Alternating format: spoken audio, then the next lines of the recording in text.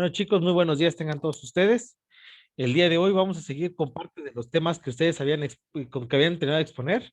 Ya habíamos visto en clases pasadas sobre presiones, sobre el comportamiento del suelo, las pruebas que se tenían que hacer. Ahora el día de hoy vamos a ir sobre los esfuerzos de corte en el suelo. Esto es parte de un todo y te vamos a entender qué es lo que qué es lo que estamos viendo. Para que nosotros podamos conocer cuál es la fuerza de empuje de un suelo o esta fuerza interna que tiene, este empuje que tiene debido a las características internas del suelo, tenemos que determinar cuál es la fuerza cortante y cuál es su tangencial con respecto a la que actúa. En cambio, la resistencia al esfuerzo cortante es la tensión que desarrolla en el plano del corte. Vamos a ver que todo suelo puede fallar y se puede comportar de diferentes maneras. No necesariamente puede estar de la misma manera, sino pueden tener fallas de un cierto tipo. Los esfuerzos en el suelo van a depender directamente de la resistencia al esfuerzo cortante.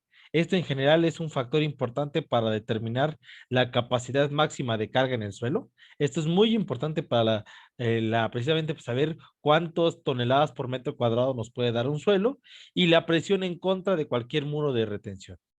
Esta varía con el tipo del suelo, la profundidad y la perturbación. Nos vamos a dar cuenta que de acuerdo a la teoría de Búsines, la profundidad tiene mucho en cuenta con respecto a la presión que se puede ejercer sobre el suelo. También va a depender de la saturación capilar y la cantidad de agua que pueda tener. Y esta se va a determinar mediante pruebas de laboratorio y campo. En total, vamos a ver que existen tantas pruebas en el campo como pruebas en el laboratorio.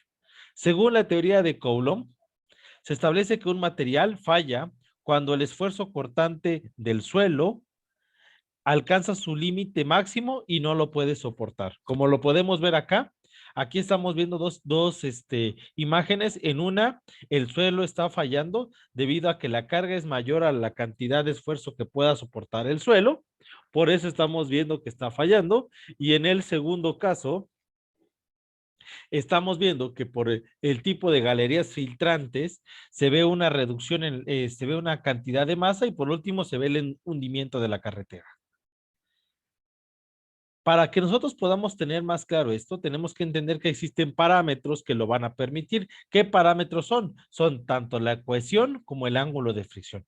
El primero es la medida de cementación o adherencia que tienen las partículas con el suelo. Repito, es la medida de la cementación o adherencia entre las partículas del suelo. La cohesión en mecánica de suelos es utilizada para representar la resistencia al cortante producida por la cementación. Y esta puede ser una cuestión aparente cuando los suelos no están completamente saturados de agua en los poros y va a producir un fenómeno de adherencia por presión. El otro es el ángulo de fricción, que representa la parte matemática de la suma de varios factores, como lo son el tamaño de los granos, la forma de ellos, su clasificación, la distribución de los tamaños y la densidad de estos. Para poder reconocer esto, vamos a entender varios tipos de ensayo: ensayo de compresión simple, ensayo de corte directo, ensayo triaxial. Esos van a ser tres métodos directos y los métodos indirectos o de campo van a ser la prueba de corte con veleta, la prueba de penetración estándar, la prueba de penetración de cono o CPT, una prueba de presurímetro o una prueba con dilatómetro o geofísica. Vamos a ver que todas estas pruebas nos permiten conocer cuál es el esfuerzo total del suelo. Un suelo normalmente puede reducir y puede tener varios tipos de fallas. El primer tipo de falla es cuando existe una cortante sobre él, y vamos a ver que si nosotros tomamos una muestra de suelo y una muestra confinada sobre el suelo, una muestra no confinada sobre el suelo y le aplicamos una presión sobre ese cilindro puede sufrir una cortante. También puede ver un cambio en el tamaño. Esto va a suceder cuando por la presión, de vez de que el cuerpo mantenga el mismo diámetro y se corte, como lo estábamos viendo en la primera, En la segunda, lo que estamos viendo que es un ensanchamiento, un cambio en el tamaño. Si se dan cuenta, estamos ofreciendo una presión. Aquí no cambia de tamaño, sin embargo, en la base se empieza a hacer más grande. Y por último, podemos ver un cambio de tamaño y un corte cuando sobre la muestra que al principio era ideal, como en el primer caso estaba ideal la muestra, vemos un cambio y un corte en la misma situación. El corte no necesariamente puede ser así, sino también podemos ver agrietamientos verticales. Estos son los tipos de pruebas que se pueden encontrar y los tipos de fallas que podemos tener dentro del suelo. Estas pruebas se pueden hacer con confinamiento o sin confinamiento. Es algo que ustedes ya habían mostrado en sus diapositivas. Si no sé si se acuerdan de unas diapositivas donde ustedes mostraban precisamente un par de máquinas que tenían dentro lo que eran dentro de los cilindros, van colocadas las muestras y se aplica directamente. Bueno, Yo las soy pruebas que se van a electricista. hacer, como se están viendo, puede ser sin confinar, de tipo cono, de tipo veleta o de perfil, como lo estábamos viendo en la diapositiva. Lo que se hace es obtenerse muestras que se pasan por la malla número 4, muestras que se pasan por la malla número 4, se saturan y después se dejan secar durante 72 horas en el horno y después de eso se les hace pruebas donde se está revisando el esfuerzo normal y el esfuerzo cortante. ¿Qué es lo que se hace? Como estamos viendo, aquí estamos viendo una prueba con confinamiento. Se llama con confinamiento porque están dentro de un cilindro y se llaman sin confinamiento porque están completamente libres. Se les hace una prueba donde se le coloca un pistón en la parte superior y se les denota una cantidad de carga para poder conocer. En este caso, la celda es una celda una celda eléctrica, como la que se utiliza, por ejemplo, en esas balanzas que son digitales, y se puede denotar cuántos kilogramos por centímetro cuadrado se está aplicando sobre la muestra.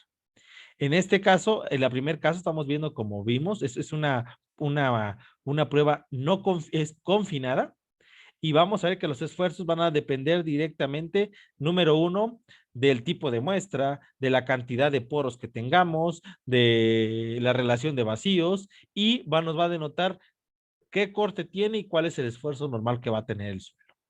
Las segundas pruebas son cuando las muestras no son confinadas, están libres, como lo estamos viendo acá. Tenemos la muestra completamente libre y se actúa directamente sobre la muestra. Estas nos permiten conocer cuál es precisamente la cantidad de carga y cuál es el esfuerzo máximo que va a poder sostener un suelo. En total, no solo existen estas totales de pruebas, la compresión simple, corte directo, triaxial, con veleta, estándar, penetración de cono, presurímetro, dilatómetro y por una exploración geofísica. Vamos a ver un ejemplo ahorita. El primer ejemplo que vamos a ver es de un cilindro. Tenemos un cilindro de muestra con un diámetro de 3 centímetros. A ese se le está sometiendo a una prueba de compresión axial sin confinar. Repito, se le está aplicando una prueba de compresión axial sin confinar. El principio de esta muestra es conocer el esfuerzo de ruptura y la cohesión del elemento. Este esfuerzo de ruptura nos puede permitir conocer cuánto es el esfuerzo máximo que va a aguantar nuestro suelo y a partir de eso ya poderlo implementar para cimentaciones o para muros de contención, para demes, dependiendo de este tipo de pruebas es lo que se puede obtener como empuje de suelos. También para conocer cuál es su distribución en el suelo. Entonces, esta muestra de 3 centímetros se le está aplicando una carga total de 210 kilogramos.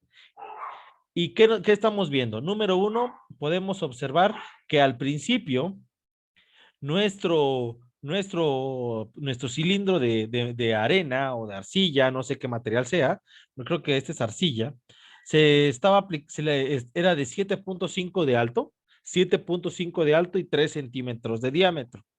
Se le aplicó 210 kilogramos, se le aplicaron 210 kilogramos y se hizo más pequeño, se redujo en 0.4 centímetros. Es decir, que su longitud final ya no era 7.5, sino se convirtió en una longitud final de 7.1 centímetros.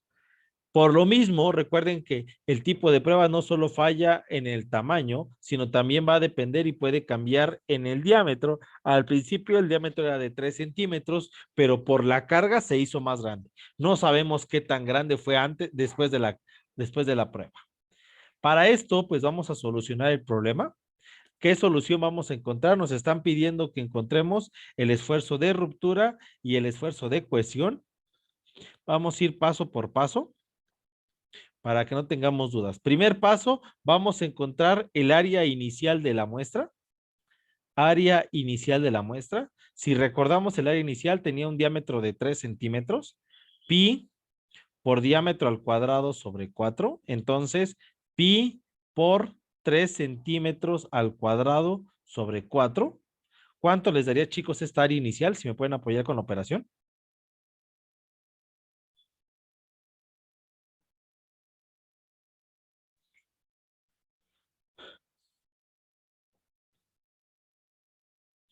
¿Cuánto les da, chicos, esta operación? El área inicial. A mí me dio 7.06. 7.06. Gracias, Celso. 7.06 centímetros cuadrados. Esa era la primera área que tendría el cilindro. Después ya dijimos que tuvo una deformación. ¿Cuánto se deformó? La deformación no es más que la resta de lo que medía al principio, la longitud inicial, menos la longitud final. ¿Cuánto medía al principio? Al principio medía 7.5 centímetros y al final nuestro cilindro terminó midiendo 7.1. ¿Cuánto se deformó? La deformación, que se denota con un signo con un triangulito que significa incremento o deformación, es igual a 0.4 centímetros. ¿Fue lo que se hizo grande o lo que se hizo pequeño? En este caso, por el tipo de prueba, se van a hacer pequeño. No sé si hasta acá alguien tenga alguna duda con esos dos primeros incisos.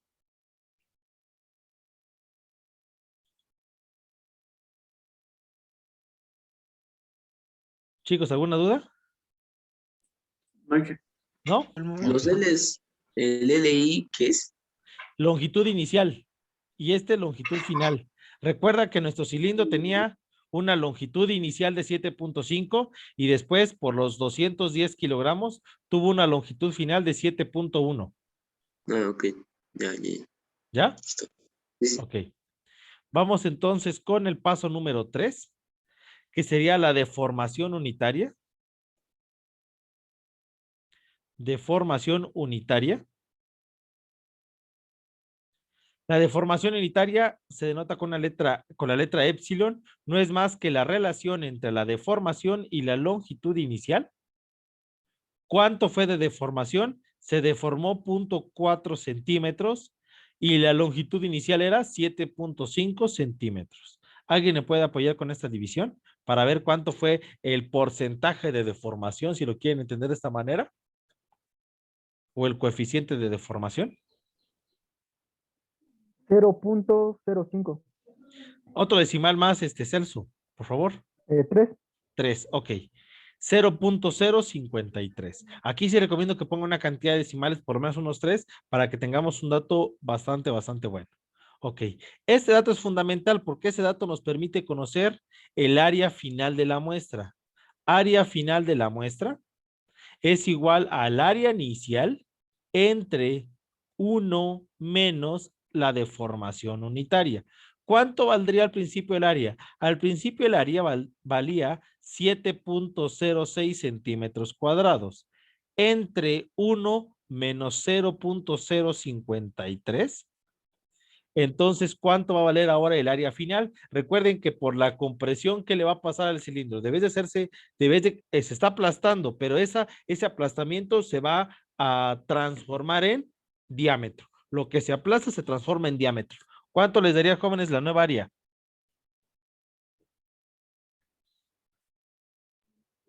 7.45, Miami. 7.45 centímetros cuadrados. Gracias. Ese sería el área final de nuestro cilindro. Como estamos viendo, al principio, este cilindro tenía un área, una sección transversal. Aquí está, esta sección era de 7.06 centímetros cuadrados. Después de esta aplicación de área, esta área que estamos viendo, esta área del cilindro, se está convirtiendo en 7.45 centímetros cuadrados. Lo que se deformó en altura se está, ¿cuál sería la palabra? Se está equilibrando con el ancho o el diámetro que tenga nuestro cilindro. Ya con estos datos ya podemos nosotros conocer el esfuerzo de ruptura, que es para eso que estábamos buscando. Esfuerzo de ruptura. Algunos autores ponen una QU. Yo pues pongo el símbolo del esfuerzo con de ruptura, igual no hay ningún problema. Es igual a la carga sobre el área final. Es igual a la carga sobre el área final. ¿Cuántos kilogramos le habíamos puesto? Le habíamos puesto una carga de 210 kilogramos dividido entre el área final, 7.45 centímetros cuadrados. Entonces, ¿cuál fue el esfuerzo de ruptura, chicos? ¿Cuánto nos dio el esfuerzo de ruptura? 28.18. 28.18 kilogramos por centímetro cuadrado. Ahí está. Eso también nos permite conocer la cohesión. Cohesión. Recordemos que la cohesión nos permite conocer qué tipo de suelo tenemos, si está dentro del límite líquido o dentro del límite plástico.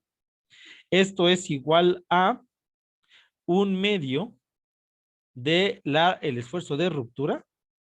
El esfuerzo de ruptura sobre 2. En este caso estamos teniendo que el esfuerzo de ruptura nos había dado 28.18. Lo dividimos entre 2, entonces el esfuerzo de la cohesión va a ser 14.09 kilogramos por centímetro cuadrado. Okay.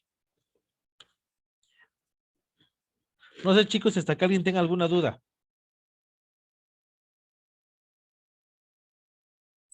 No. ¿No? No. Ok, chicos.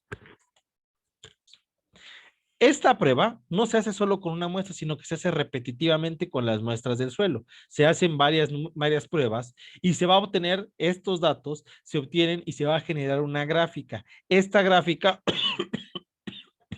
nos va a permitir conocer el esfuerzo normal y el esfuerzo de corte, tanto el ángulo de fricción como el valor de cohesión de nuestra muestra. Pero si se dan cuenta, la ecuación para resolverlo es un poquito más compleja, lleva un poquito más de tiempo, por lo cual yo creo que esta la vamos a dejar para nuestro siguiente